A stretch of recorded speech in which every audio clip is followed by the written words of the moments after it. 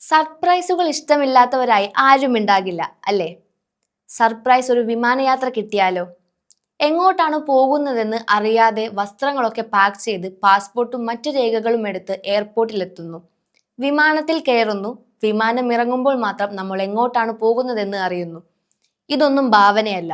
ഇങ്ങനെയും വിമാനയാത്രയുണ്ട്. Scandinavian airline ആണ് സർപ്രൈസുകൾ ഇഷ്ടപ്പെടുന്നവർക്ക് വേണ്ടി ഈ വ്യത്യസ്തമായ യാത്ര നടപ്പാക്കുന്ന എയർലൈനുകളിലൊന്ന്. ഡെസ്റ്റിനേഷൻ അൺനോൺ എന്നാണ് ഈ വേറിട്ട യാത്രയെ എയർലൈൻ വിശേഷിപ്പിച്ചത്. ഏപ്രിൽ 4-നായിരുന്നു ഏറ്റവും ഒടുവിലത്തെ മിസ്റ്ററി ഫ്ലൈറ്റ് യാത്ര. യാത്ര പ്രഖ്യാപിച്ച് ചുരുങ്ങിയ സമയങ്ങളിലുള്ളിൽ തന്നെ വിമാനത്തിൽ ടിക്കറ്റുകളെല്ലാം വിറ്റുപോയി. യാത്രക്കാരെല്ലാം എത്തി ചെക്ക് ഇൻ ചെയ്തു, വിമാനത്തിൽ കയറി.